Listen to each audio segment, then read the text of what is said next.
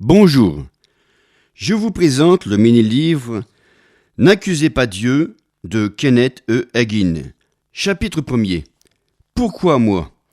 Pour être en mesure de recevoir ce que Dieu donne, il est souvent nécessaire de trouver les réponses à certaines questions obstacles. Sinon, celles-ci soulèveront des doutes qui constitueront un frein à la foi. Je sais, par expérience de la maladie, qu'il faut résoudre ces problèmes pour que la foi devienne efficace. J'ai dû le faire tout seul car, à l'âge de 15 à 17 ans, j'étais alité pendant 16 mois. Parfois, je mettais des semaines, des mois pour trouver la réponse à une question et, dès que je l'avais trouvée, l'ennemi soulevait un autre problème.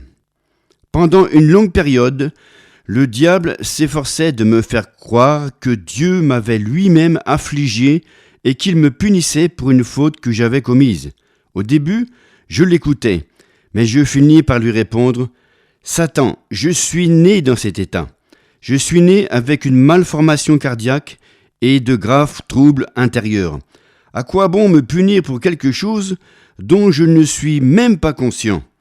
Cela ne peut pas être vrai. » Parfois, Satan me disait « Tu es malade parce que tes parents ont péché. » C'est exactement ce que les disciples de Jésus pensaient de l'homme né aveugle.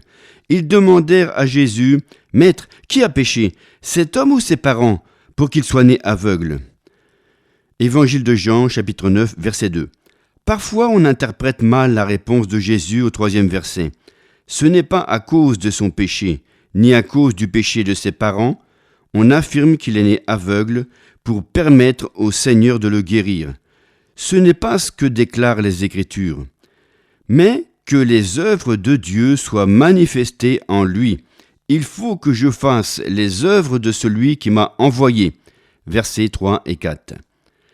Si l'on s'arrêtait de lire à ce verset, on pourrait dire « Il est né malade pour permettre à Dieu de le guérir ». Ne serait-ce pas terrible d'accuser le Seigneur de la sorte ? Voici un homme aveugle de naissance et on prétend qu'il est né aveugle uniquement pour que Dieu puisse le guérir. Si cela était vrai, Dieu ne serait pas grand-chose et je ne m'intéresserais pas à lui. Mais Dieu merci, ce n'est pas le cas. Notez bien les paroles de Jésus. Il faut que je fasse les œuvres de celui qui m'a envoyé. Et il fit sans délai les œuvres de Dieu en guérissant l'homme né aveugle. Lorsque le diable comprit que je commençais à croire à la guérison, il tâcha de me convaincre que Dieu ne voulait pas me guérir. Il dit « La guérison existe, mais ce n'est pas la volonté de Dieu de guérir tout le monde. Tu n'es pas l'un de ceux que le Seigneur veut guérir. » Bon nombre de chrétiens acceptent ce mensonge. Cependant, il n'est pas possible de croire que Dieu guérisse et, en même temps, que l'on soit l'un des malheureux qu'il ne veut pas guérir. Je rejetais donc cet argument et continuais de chercher. Toute ma connaissance à ce sujet résidait dans les prédications des uns et les suppositions des autres. Les uns déclaraient « Votre maladie est l'œuvre de Dieu qui est responsable de tout. » Je ne pouvais accepter cette explication. Les autres affirmaient « Il se peut que le Seigneur ne l'ait pas envoyé, mais qu'il l'ait permise pour une raison quelconque. » Cela revenait à la même chose. Je n'ai pas connu le bonheur de l'enfance. Je ne riais jamais. Mon père nous avait quittés quand j'avais 6 ans. Ma maladie influençait mes émotions. J'étais si faible que je n'arrivais pas à me défendre contre mes camarades de classe. Tous me battaient, même les filles. Mes efforts pour me défendre me conduisaient à l'évanouissement, parce que mon cœur ne battait pas régulièrement. Bien des fois, je perdais connaissance pendant 45 minutes, une fois pendant 1h30. L'infirmière et le professeur me disaient que je devenais tout noir, parfois tout bleu, et qu'ils avaient beaucoup de mal à me ranimer. Au début de ma seconde année scolaire, je me mis à en vouloir à tout le monde, non seulement à cause de mon état de santé, mais aussi parce qu'on me maltraitait. Cette situation avait fini par pervertir mes pensées. Un jour, pendant l'heure de déjeuner, je décidai de prendre l'offensive. Je sortis de l'école et me dirigeai vers les bâtiments qu'on venait de construire aux environs. Je revins muni d'une poutrelle de 5 cm sur 10 cm qui avait environ 50 cm de long. Je me glissais derrière la brute de la cour et la frappais de toutes mes forces derrière l'oreille. Le garçon en perdit connaissance pendant 45 minutes. Je fis de mon mieux pour le tuer. Âgé de 8 ans, je voulais le tuer et je fus déçu de ne pas avoir réussi. Ce n'était qu'un incident parmi d'autres du même genre. Je n'attaquais jamais ouvertement, mais dès qu'on me tournait le dos, je frappais mes camarades sur la tête avec un marteau ou n'importe quel autre instrument. Cela m'aurait fait plaisir de les tuer. On finit par se lasser de voir le monde vous piétiner. Bien entendu, je n'étais pas sauvé à l'époque. Lorsque l'amour de Dieu entre dans le cœur, la différence est énorme. Je suis né de nouveau pendant ma maladie, mais après cela, des questions continuaient à me troubler. Pourquoi étais-je né dans cet état ? Dieu était-il l'auteur des souffrances du monde d'aujourd'hui ? Je me rappelle avoir cherché le responsable. Pourquoi moi ? Demandai-je à Dieu. Pourquoi a-t-il fallu que je naisse avant terme, ne pesant même pas de livre ? Dieu, est-ce toi qui m'as fait naître prématurément ? Pourquoi être affligé toute ma vie ? Pourquoi ne pas jouir d'une enfance normale ? Est-ce toi qui m'as volé mon enfance ? Pourquoi n'avais-je pas droit au bonheur ? Est-ce toi qui me contrains à rester assis, à regarder les autres courir, sauter et jouer ? Maintenant je suis obligé de garder le lit et 5 médecins disent que je dois mourir. Pourquoi moi ? Ce n'est pas ma faute. Seigneur, en es-tu responsable ? Je pleurais. Ô Seigneur, faut-il vraiment que je meure ? Je ne sais même pas ce qu'est la vie. Je n'ai connu que la faim, le froid et le dénuement. Je n'ai jamais goûté au confort ou possédé de belles choses. Dans mon enfance, j'avais eu si faim que l'odeur de la nourriture me faisait défaillir. On me renvoyait toujours de l'un à l'autre. Je n'avais jamais fait partie d'une famille. J'espérais grandir, me marier, avoir des enfants, mais si je devais mourir, je ne connaîtrais jamais ces choses-là. Fallait-il vraiment que je meure ? Les questions de ce genre exigent des réponses, mais personne ne tient à y répondre directement. On se contente d'énoncer un concept théologique dénué de sens. Mais, Dieu merci, la Bible apporte les réponses. Nous pouvons croire la parole de Dieu et connaître la délivrance ou, si nous le désirons, rester dans le doute et l'esclavage. Je suis heureux d'avoir découvert ma réponse. Je l'ai trouvée dans le livre des Actes, chapitre 10, verset 38. Dieu a oint du Saint-Esprit et de force Jésus de Nazareth, qui allait de lieu en lieu, faisant du bien et guérissant tous ceux qui étaient sous l'emprise du diable, car Dieu était avec lui. Jésus allait de lieu en lieu, faisant du bien et guérissant tous ceux qui étaient sous l'emprise du diable. C'est bien, n'est-ce pas ? Ce verset m'apprit que Satan était l'oppresseur. Satan était responsable de ma naissance avant terme, de ma malformation cardiaque et de ma paralysie quasi totale. C'est Satan qui m'avait affligé d'une maladie du sang incurable. C'est Satan qui m'avait contraint à garder le lit pendant 16 mois. Mais Jésus est celui qui délivre. C'est Jésus qui nous donne la vie, c'est Jésus qui nous sauve, c'est en Jésus que Dieu s'est manifesté dans la chair. Alléluia, rien ne m'a jamais tant fait frémir de joie que la découverte de cette vérité. Oui, la parole de Dieu est la vérité. Après avoir compris ce que la Bible déclare et avoir reçu la guérison, je quittais le lit en rampant et proclamais « Je ne vais pas mourir, je vais vivre et un jour je fonderai une famille, j'aurai une femme et des enfants. » Je n'avais que 17 ans à l'époque. J'étais encore tout jeune et n'avais jamais entendu prêcher sur la guérison. Mes proches me conseillèrent la prudence, mais la Bible le promettait. Je le croyais et la question était donc réglée pour moi. Je faisais part de mes projets à tous ceux que je rencontrais. Cependant, personne ne voulait croire à ma guérison. On disait que ma longue maladie m'avait fait perdre la raison. Aujourd'hui, on voit en moi la réalisation de ce que je proclamais alors. J'ai bénéficié d'une excellente santé. Le Seigneur m'a accordé une jolie femme et une belle famille, et je nage véritablement dans la félicité. La foi produit des résultats. C'est pourquoi je suis content de prêcher sur ce sujet. Je me rends compte de l'œuvre de Dieu à mon égard. Chapitre 2. N'accusez pas Dieu. Il est difficile pour ceux qui ne connaissent pas les Écritures de comprendre que la chute de l'homme, le péché d'Adam et la malédiction de la terre est, pour une bonne part, à l'origine des lois naturelles qui gouvernent la terre actuellement. Jésus ne tint pas compte de ces lois lorsqu'il fallait bénir l'humanité. Toutes ces lois cesseront quand Satan sera finalement lié et jeté dans l'abîme. Si on ne comprend pas ces lois naturelles, on rejette sur Dieu la responsabilité des accidents, des maladies, de la mort de ses proches et des cataclysmes tels que tremblements de terre, déluges et orages. Les compagnies d'assurance elles-mêmes attribuent à Dieu les cataclysmes qui n'ont toutefois rien à voir avec le Seigneur. Dieu n'en est aucunement responsable. Ce n'est pas lui qui les provoque. Il n'est pas non plus l'auteur de la mort. N'accusez pas Dieu. Accidents, infirmités, maladies, mort et cataclysmes sont les résultats de la chute de l'homme. Satan en est l'auteur. Adam ne fut jamais malade avant de faire la connaissance du péché et de Satan. John Alexander Dowie, qui contribua à restaurer la guérison divine dans l'Église de ce siècle, déclara « La maladie est l'infâme progéniture de son père Satan et de sa mère péché ». Durant les années 1870, tandis que Dowie assurait le pastorat d'une église protestante de la banlieue de Sydney, une affreuse peste sévit en Australie. Les gens mouraient comme des mouches.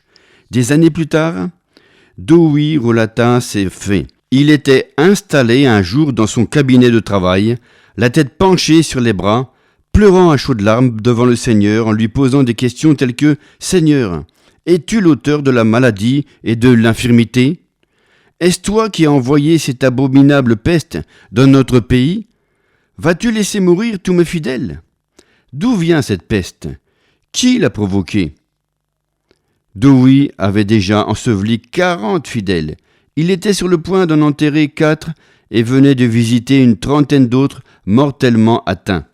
Puis les paroles inspirées du Saint-Esprit dans le livre des Actes, chapitre 10, verset 38, me sont soudain apparues rayonnantes de lumière. Et je compris que Satan est celui qui détruit et que le Christ guérit, écrivit cet homme de Dieu. J'ai essuyé mes larmes, déclara Dowie, et mon cœur s'est fortifié.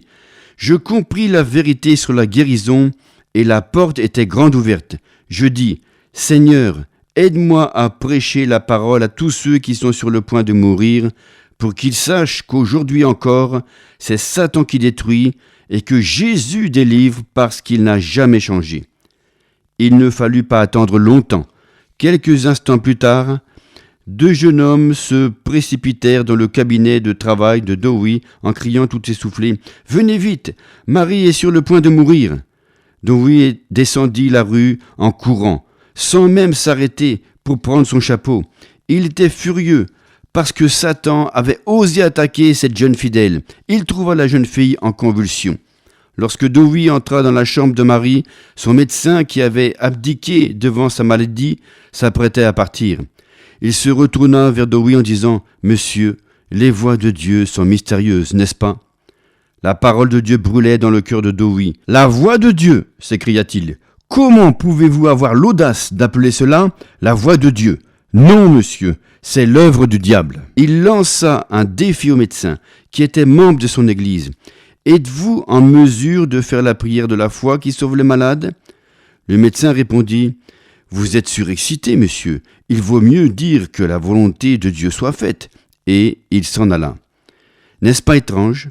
Nombreux sont ceux qui ne croient pas s'opposer à la volonté de Dieu en prolongeant leur vie autant que possible grâce à des médicaments, à la technologie ou à tout autre moyen, mais qui pensent travailler contre Dieu en priant pour la guérison.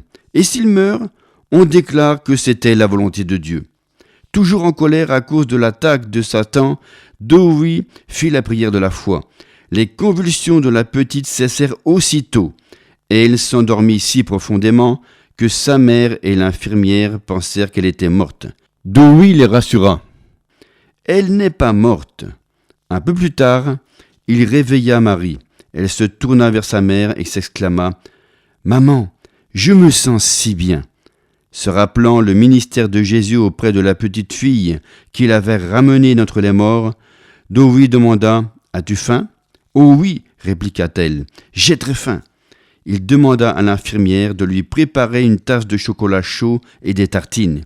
Puis il passa dans la chambre voisine où le frère et la sœur de la petite étaient alités, victimes de la même maladie. Après la prière, ils se remirent également aussitôt. Depuis ce jour-là, Dowie enseigna la guérison divine à ses fidèles et pria pour eux lorsqu'ils étaient malades. Il ne perdit plus un seul fidèle à cause de la peste.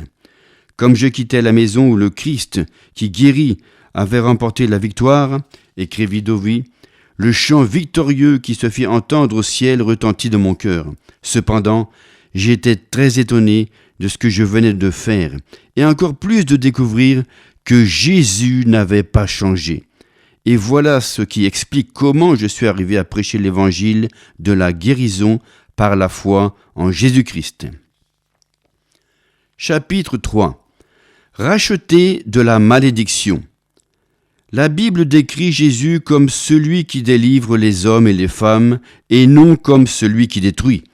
Voilà la révélation reçue par Dowie ce jour-là.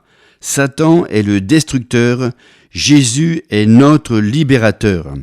Dans sa première épître, Jean déclare au sujet de Jésus « Le Fils de Dieu est apparu précisément pour détruire les œuvres du diable. » Première épître de Jean, chapitre 3, verset 8.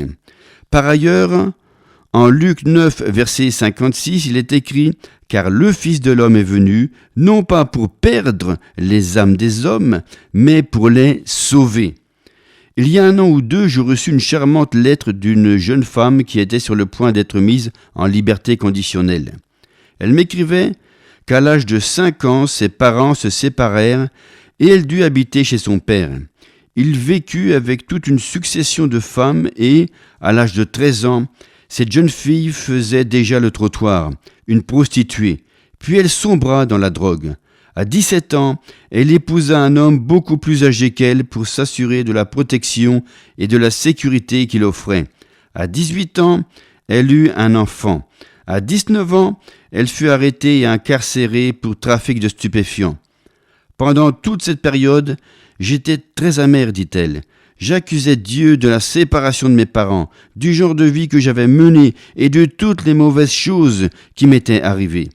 À mon arrivée en prison, ma camarade de cellule me montra votre magazine, La Parole de la foi. Elle essaya de me rendre témoignage, mais je refusais de l'écouter et de lire le magazine. Un jour, pendant son absence, je lus le magazine et le premier message était intitulé « N'accusez pas Dieu ». Je compris alors que c'était le diable qui m'avait volé ma mère, qui avait détruit mon foyer et causé toute ma misère, ma souffrance et ma peine. J'en voulais au diable parce qu'il m'avait menti. Je me mis à genoux et donnai mon cœur à Jésus. Je naquis de nouveau. Ma camarade de cellule et moi demandâmes vos livres. Nous fûmes tous les deux baptisés dans le Saint-Esprit. Nous fondâmes un groupe de prière et 39 autres prisonnières furent sauvées et remplies de l'Esprit. Même l'aumônier catholique fut baptisé du Saint-Esprit. Je voudrais vous remercier de m'avoir apporté la vérité. Elle partageait qu'elle avait l'intention de rejoindre son mari et son enfant à sa sortie de prison. Son mari avait aussi été sauvé et baptisé dans le Saint-Esprit, et le couple désirait s'engager dans le ministère. En lisant cette lettre, je pensais au principe de ne pas accuser Dieu et me rappelais le verset « Vous connaîtrez la vérité et la vérité vous rendra libre » Évangile de Jean, chapitre 8, verset 32. La vérité avait délivré cette jeune femme. Jésus dit en Jean 10, verset 10, « Moi, je suis venu afin que les brebis aient la vie et qu'elle ait en abondance. » Il ajouta, « Le voleur, Satan, ne vient que pour dérober, égorger et détruire. Dans ce verset, Jésus souligne le contraste entre les œuvres de Dieu et celles du diable. Dérober, égorger, détruire, voilà les œuvres du diable. C'est assez clair, n'est-ce pas? Jésus fit une autre déclaration lourde de sens dans ce verset. « Je suis venu ». Qui est-il? La Bible enseigne que Dieu s'est manifesté dans la chair en Jésus. En Jean chapitre 14, verset 9, Jésus dit « Il y a si longtemps que je suis avec vous, et tu ne m'as pas connu, Philippe. Celui qui m'a vu a vu le Père. » À l'heure actuelle, nous faisons confiance à la radio, à la télévision, aux magazines et aux journaux pour connaître les personnes de tout premier plan. Si vous voulez connaître Dieu, regardez Jésus. Jésus est la représentation exacte de Dieu. Jésus déclara « Celui qui m'a vu a vu le Père ». En outre, si vous voulez voir Dieu à l'œuvre, regardez Jésus. En Jean 14, verset 10, Jésus déclare « Ne crois-tu pas que je suis dans le Père et que le Père est en moi? Les paroles que je vous dis à tous ne viennent pas de moi. Le Père qui demeure en moi accomplit ses propres œuvres. » Le Père accomplissait les guérisons par l'intermédiaire de Jésus qui était oint du Saint-Esprit. Nous lisons dans le livre des Actes, chapitre 10, verset 38, que Dieu a oint du Saint-Esprit et de force pour guérir les malades, Jésus de Nazareth, qui allait de lieu en lieu faisant du bien et guérissant tous ceux qui étaient sous l'emprise du diable. Voilà les œuvres de Dieu. Ce verset, ainsi que d'autres écritures, qualifient la maladie d'oppression du diable. Lorsque Jésus dit « Le Père accomplit ses œuvres », cela veut dire que c'est Dieu qui accomplissait tout ce que faisait Jésus. Par exemple, quand Jésus, se trouvant dans la barque sur le lac de Galilée, menaça la tempête, ce fut Dieu qui menaça la tempête au travers de Jésus. Évangile de Marc, chapitre 4, verset 39. Or, si Dieu avait provoqué la tempête, il aurait agi contre lui-même en la menaçant. Le principe est le même dans le domaine de la guérison. Si Dieu était l'auteur de la maladie et de l'infirmité, et qu'il guérissait les malades par l'intermédiaire de Jésus, il se contredirait lui-même. Et Jésus fit observer en Marc 3, versets 24-25, qu'une maison divisée contre elle-même ne peut subsister.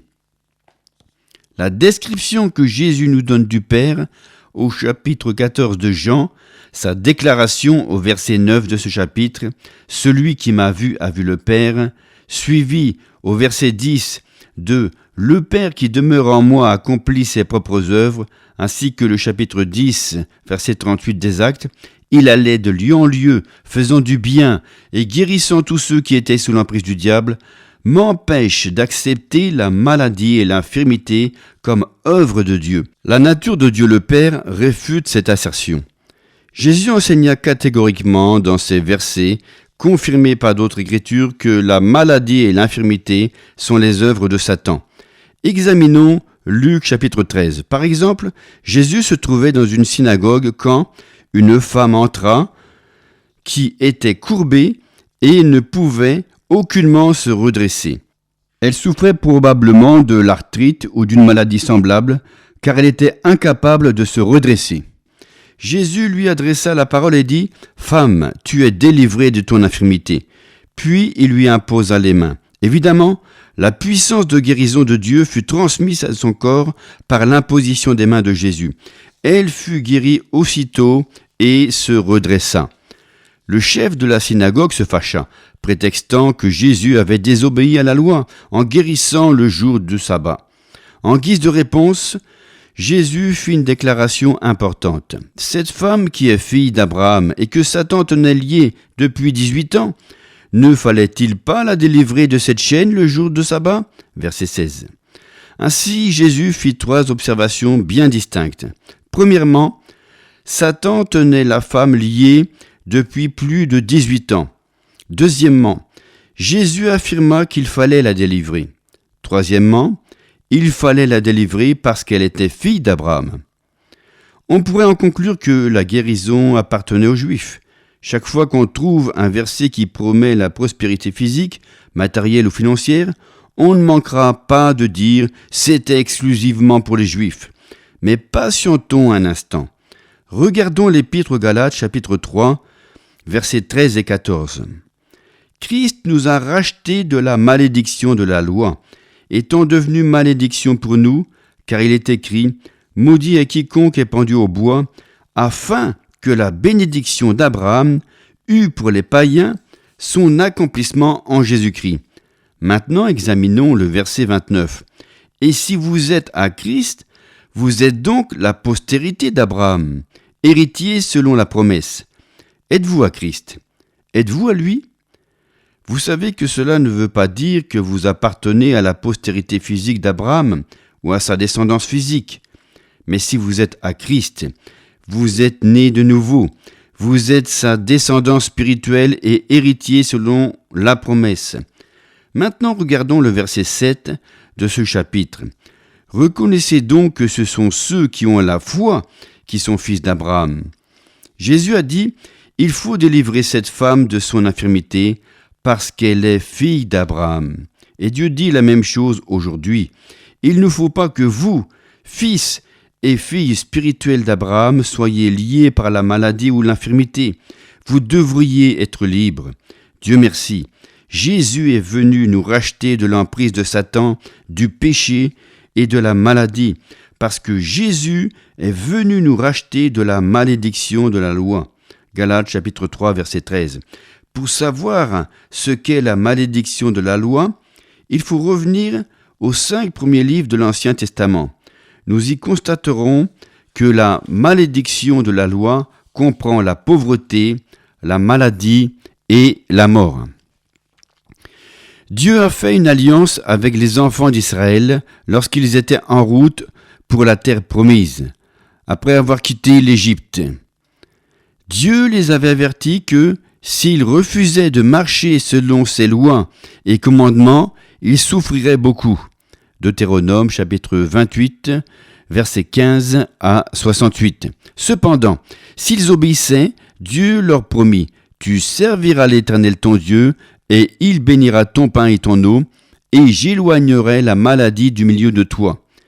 Il n'y aura dans ton pays ni femme qui avorte, ni femme stérile, je remplirai le nombre de tes jours. » Exode chapitre 23, versets 25 et 26.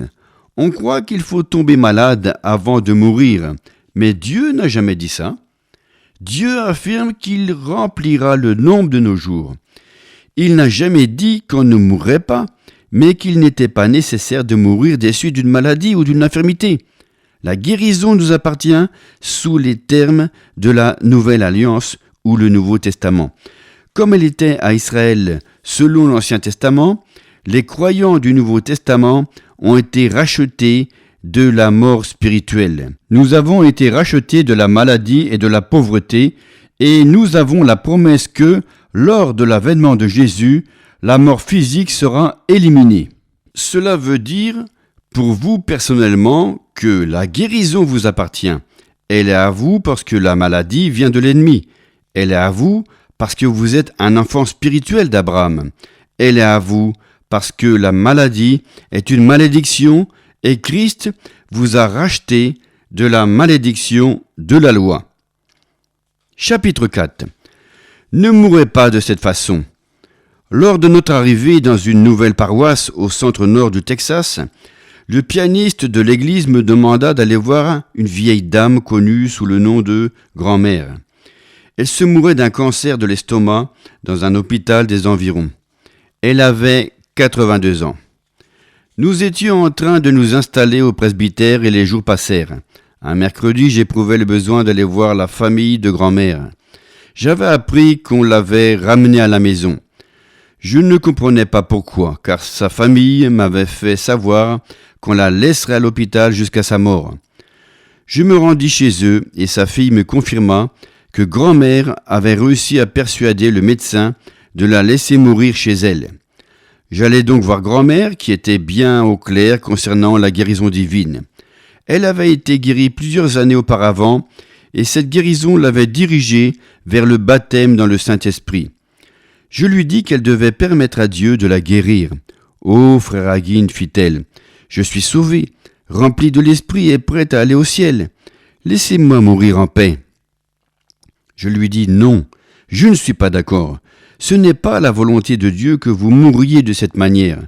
Personne ne m'en persuadera. Ce n'est pas la volonté de Dieu que vous mouriez d'un cancer et souffriez ainsi. Laissez Dieu vous guérir. Vous pouvez toujours mourir après, si vous le voulez. » Mes amis, il n'est pas possible de guérir une personne qui est persuadée de sa mort, même si vous croyez à sa guérison. La Bible explique ce phénomène comme suit. 2 hommes marchent-ils ensemble sans s'être mis d'accord? Amos chapitre 3 verset 3. Je savais que grand-mère n'était pas prête à recevoir la guérison. Je partageais donc les Écritures avec elle. Agenouillé auprès de son lit, je lui imposais les mains sur la tête en priant « Seigneur, aide grand-mère à ne pas abandonner son assurance. Elle connaît la guérison divine car ce fut la guérison qui l'a conduite au baptême du Saint-Esprit, il y a longtemps.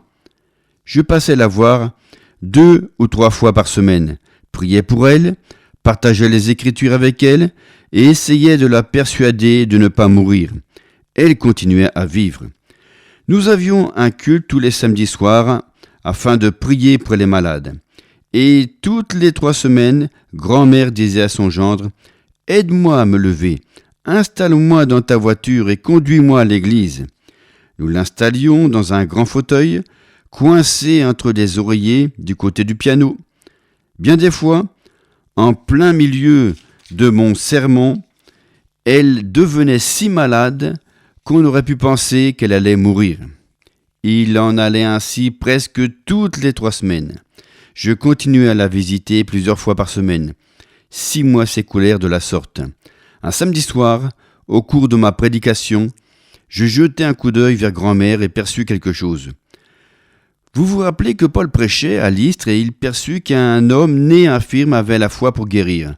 Actes chapitre 14, verset 9. Je m'aperçus que la foi de grand-mère s'était fortifiée au point de saisir la guérison.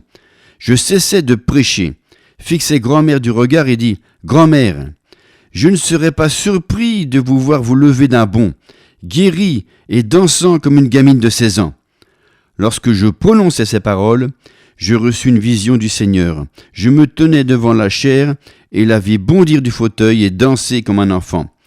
Je lui dis « Nous allons prier pour les malades, maintenant en commençant par vous. » Je descendis de la chaire et, après l'avoir ointe d'huile, je lui imposai les mains en priant pour elle.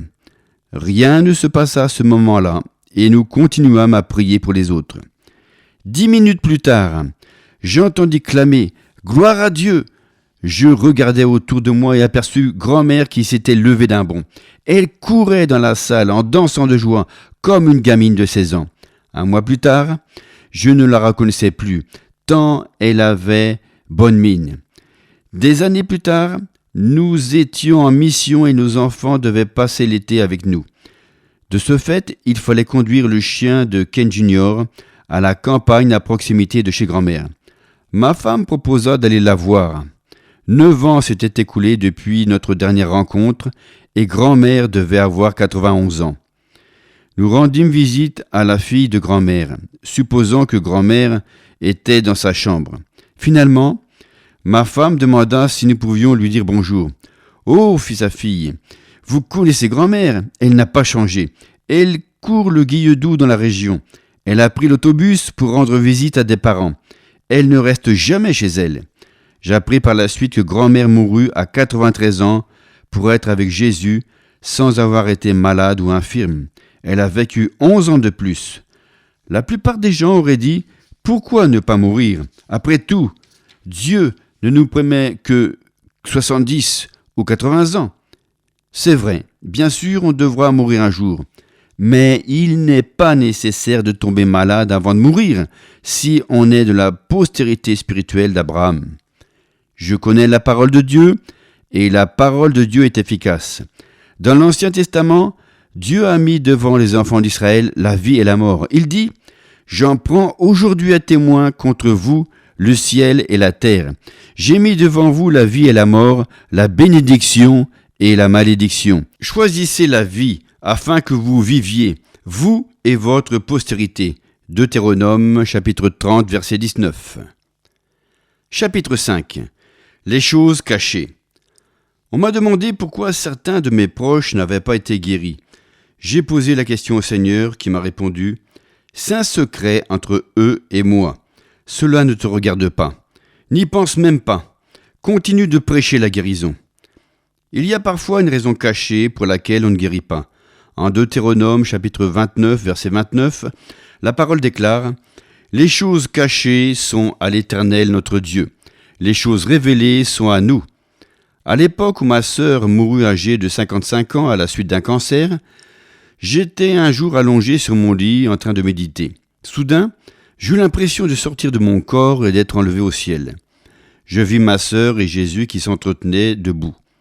Ma sœur me tournait le dos. Je ne sais pas ce que Jésus disait, mais lorsqu'il m'aperçut, il cessa de parler et me fixa des yeux. Ma sœur se retourna et me regarda aussi. Elle dit « Kenneth, ne sois pas si triste parce que tu ne pouvais pas faire la prière de la foi pour moi. Il y avait une raison à cela. J'ai beaucoup souffert, mais c'est fini maintenant. Je me trouve ici et ne voudrais pas être ailleurs.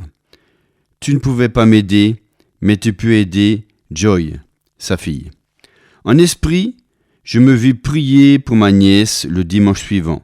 J'eus cette vision le jeudi soir. Nous enterrâmes ma sœur le samedi.